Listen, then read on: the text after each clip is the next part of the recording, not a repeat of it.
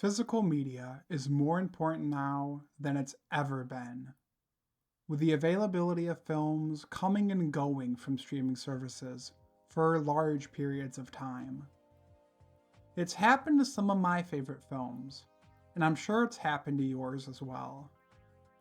Having a physical disc and a digital rip allows you to not only access these films when you want, but to also preserve them in their original state, preventing any tampering to the content.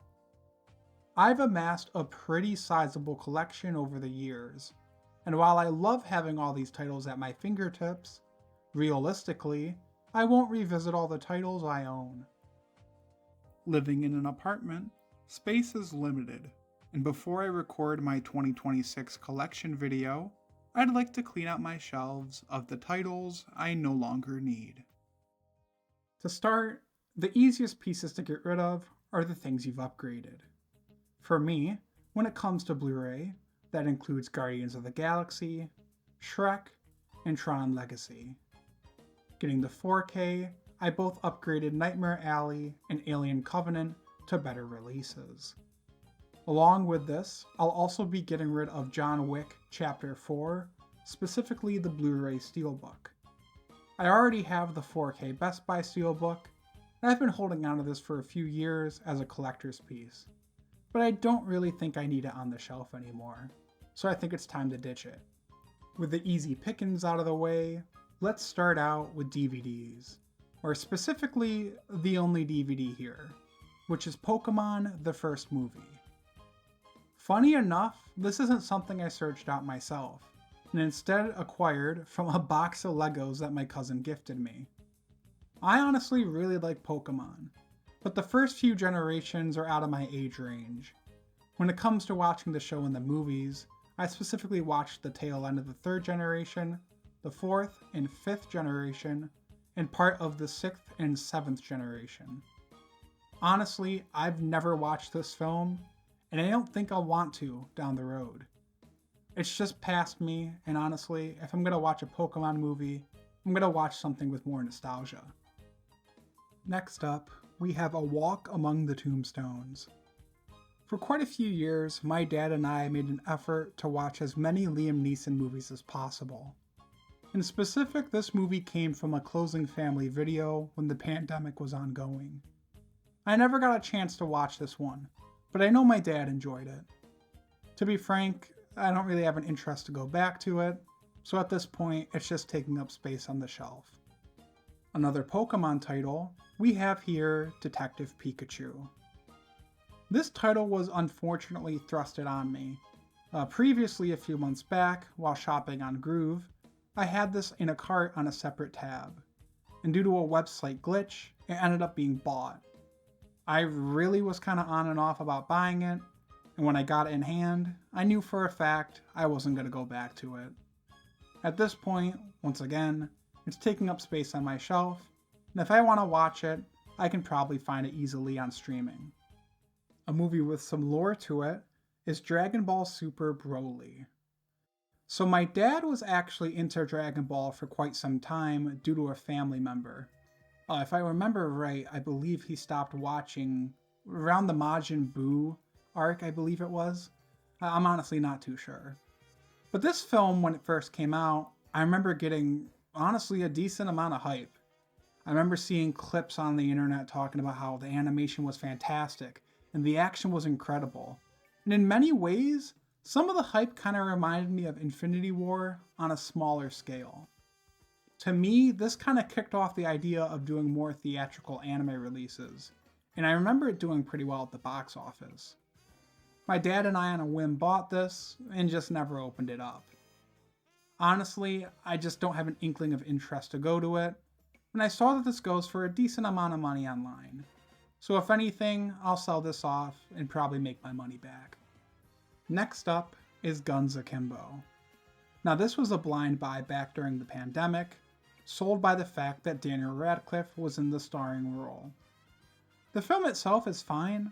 I remember enjoying it and finding the action pretty decent. The comedy was okay.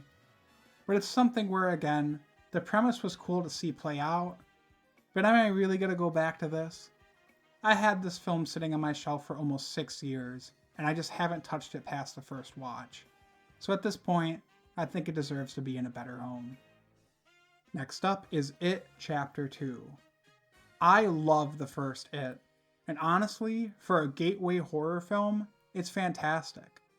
I love Bill Skarsgård as Pennywise, and the kids in the cast do a fantastic job playing their roles. When it comes to It Chapter 2, it felt like a pretty decent fumble. The film's overly long, I don't find the scares too effective, and I think Pennywise is severely underutilized. I can see myself going back to the first film quite a bit. In fact, with Welcome to Derry being out, I kinda want to. But this second chapter, I think it's time for it to go. One of God's greatest mistakes, we have here Jurassic World Dominion. The only reason I bought this was to have the complete Jurassic Park and Jurassic World collection. In all honesty, this is one of the worst movies I've ever seen, and one of the worst monster movies I've ever seen. It feels like multiple movies crammed into one, and when you watch it, you're just left dumbfounded by how stupid it is. And that says a lot, because I've seen a lot of stupid monster movies. It's a waste of space on the shelf, and if I really want a third Jurassic World movie, I'll just pick up Rebirth. This can be someone else's problem. A movie I'd like to get to down the road is Straight Outta Compton. I've had this in the collection for a few years, and I just haven't had the time to sit down and watch it. I'm a big fan of NWA and their music, and it seems like a pretty good movie, at least from what I've seen of it. I want to give it a watch, but again, it's been sitting for so long that it feels like it's just taking up space. When I feel ready for it, I'll just stream it. So for now, it's going straight out of my collection. Starting with the 4Ks, we have Bumblebee. As a kid, I absolutely loved Transformers. I played all the games, I watched all the cartoons, and of course, I collected all the toys. For a period of time, I preferred Transformers to Godzilla, as crazy as that is now looking back. Nowadays, I just don't have interest in the franchise. I like the Shia LaBeouf trilogy from Michael Bay, but not really because they're necessarily good films, they're just fun schlock entertainment. Bumblebee is sincere, but it's something I just don't find myself going back to. That's not a knock on the quality of the film, it's just not for me. Next up, we have the Invisible Man remake.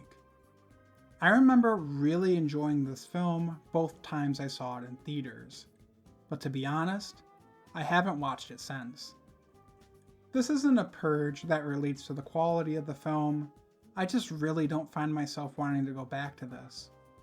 Funny enough, after such a long time, there's apparently a sequel in production. So kind of a funny time to get rid of it, but honestly, I don't really have much interest in that sequel anyhow. Again, not a bad film, I just don't need it anymore. A film many may be shocked to see, we have here Tom Cruise's Mummy. And I want to get rid of this because, well,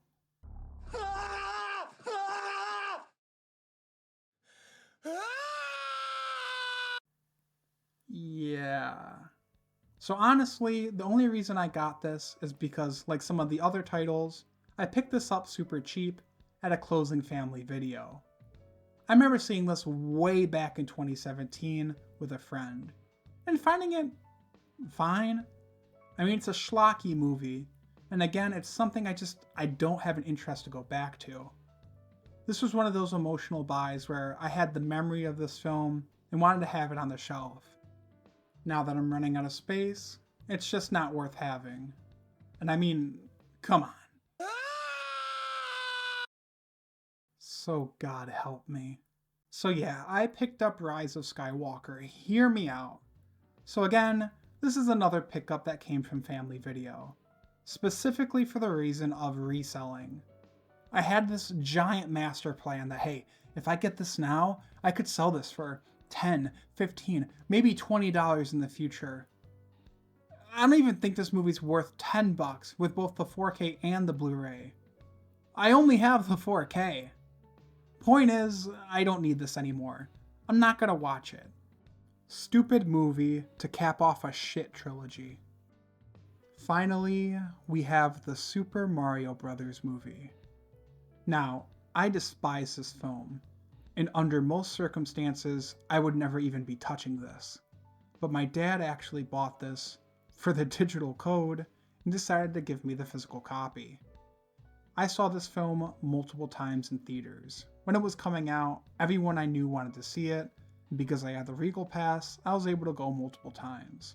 After my third watch, I made a blood pact to essentially never watch this film again, and since then, I haven't touched it. It is a gorgeous looking film, but the story, the writing, everything about it is lazy, empty, and just not worth the time. If you want Mario, play the games. There's nothing here that you can't get when playing one of his entries. I kinda wish this had the vibe more of like the Sonic films. I love how they're both inventive yet faithful to the Sonic IP, and there's aspects of those films that I don't think would work as well in a video game setting. Overall, this really just isn't a good film. I don't have a lot of interest in the sequel coming out next year, and I don't think I'll ever touch this film again. And with that, we end my first ever Physical Media Purge.